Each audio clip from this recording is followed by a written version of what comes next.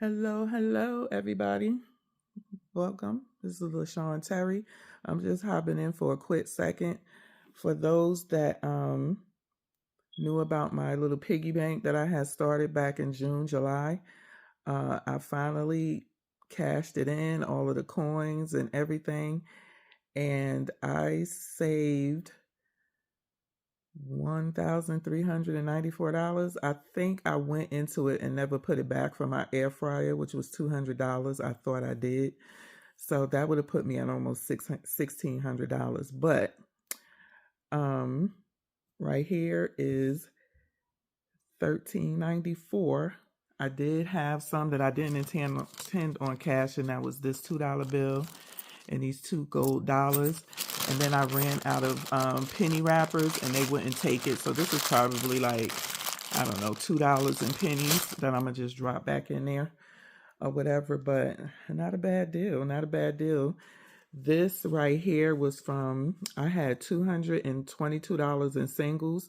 So I took the $2 out and took $220. And then I had $200 in fives. In coins total that I took to the bank, I had $222 and I had $221.50. I gave him 50 cents out of the coins that I didn't have enough to wrap, and so that was $222 just in coins. So between the coins, the singles, and the fives that I had, it was $600, I think, in $42. $47. Yeah, I think it was $647 total. And then for the rest of the bills that I had, I kept the 50s, I kept the 20s, I kept the 10s, and then it was 215 total, I believe, in fives. Yeah, so it was 215 in fives, and I took 200 to the bank to swap out for larger bills. And then these were the $222. I had to take the $2 out. Yeah. And I gave him $220 in 20s for the hundreds. And so yes, now I will be starting back up January 1st. So if you want to join, it's an easy thing that you can do if you have cash on you. Because of my business, I do have some cash on me. And so what I did was, whenever it started off with me just putting coins in there, I kept a lot of coins in my car because I would go to get water. We have water jugs and water machines here because the water here is trash. And so I would need change. They took dollars and stuff, but if the dollars was crinkled or whatever, they wouldn't take. So it was just better to have change. And it started falling out of my car door. And so I put it in a cup. It overflowed from that. And so I just basically end up bringing it into my house, ditching the cup. And this pitcher I was no longer using became what I put it in. And I just hid it.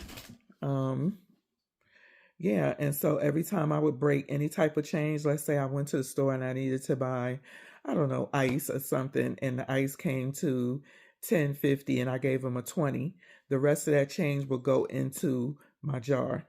So whenever I broke a bill, no matter how big or small the bill was, the change from that will go into my jar. And not everybody will be able to put as much in the jar as I did. But I think, because I've seen on social media a lot of people saying I can't afford Christmas this year. They may have one kid or two kids or whatever. I can't afford Christmas. Every little bit helps as long as you don't touch it. I mean, we all buy some. You can say, I can't afford Christmas. Number one, Christmas is about the birth of our Savior, Jesus Christ, not gifts. But we all got money to waste, whether it's cigarettes, sodas, liquor, whatever. You don't need it. So take that money and drop it into a bucket and don't touch it, you'd be surprised by the end of the year how much you have. You know what I'm saying? Like I had $170 in quarters. Quarters. I have $40 in dimes. Dimes. 100, even if you just put your change in there for the whole year, you talking about $210 in coins. That right there can go get you your Christmas shopping for your kid. So put in what you can and don't say I can't afford this, I can't afford nothing, because you can. Everybody got money to buy something they don't need and junk. So on that note, Merry Christmas, everybody. You want to join me January 1st and starting the kickback off the piggy bank challenge? Hit me up in the comments. Peace.